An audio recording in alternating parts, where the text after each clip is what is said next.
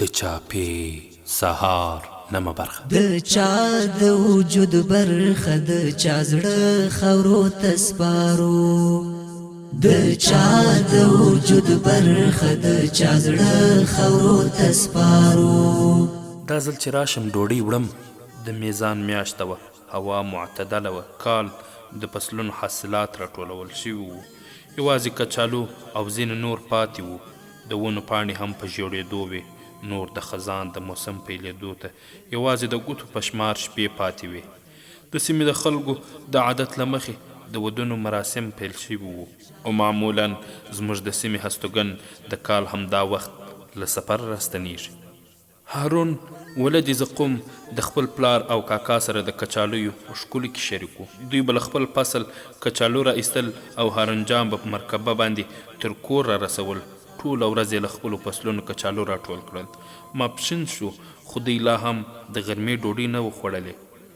د معمول له مخې یې ډاډه کچالو په ګرمو لوټ کې پخول کور کې یې مورکۍ ورته وایي هارون جانه ډوډۍ در سره یوسه هارون ویل مورې دا ځل چې راوګرځم ډوډۍ را سره وړم هلته به ډاډه هم پخه شي هارون جان خبر نه دی چې دلته د بشر د حقوقو دعوه کوونکي څوک خوښیو ته نه پرېږدي د دې سیمې د وګړو خوښي ټولې نیمګړې دي هارون جان د کور په طرف د کچالیو بار بیا راوړ نور کور ته په رسېدو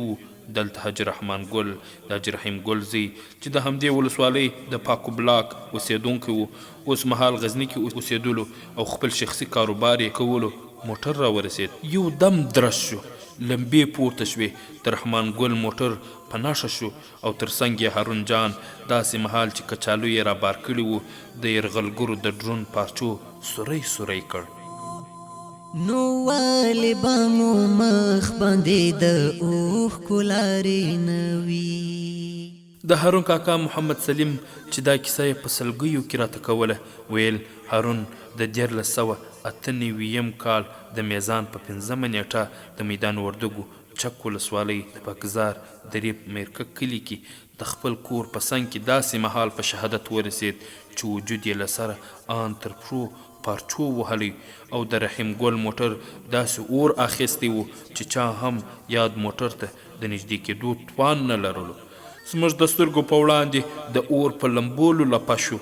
دلته د یرغلګرو له لورې د طالب په نوم تجاران او کوچني ماشومان هم په شهادت ورسېدل دلته په سیمه کې د ګرځېدلو او خپلو حاصلاتو راټولول هم جنایت بلل کېده دغه وحشتونه د یرغلګرو په تاریخ تور داغ دی چې تل به پاتې وي دا خو پرېږده هغه څاروی چې هارون ورباندې کچالو راوړل د یاد برید له امله ټوټه ټوټه شو دلته د انسانانو ترڅنګ د نړۍ سړي خورو د حیواناتو ژوند هم ګواښلو او وخت ناوخت به یې په نښه کول هر په لمر خاته خاورو ته سپارو د چا د وجود برخه د چا زړه خاورو ته سپارو د چا د وجود برخه د چا زړه خاورو ته سپارو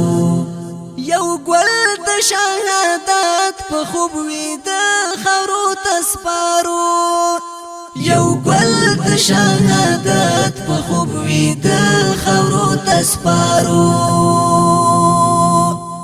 سینې لغري وډکې په زړه غم سترګو کې اوښکې سینې لغري وډکې په زړه غم سترګو کې اوښکې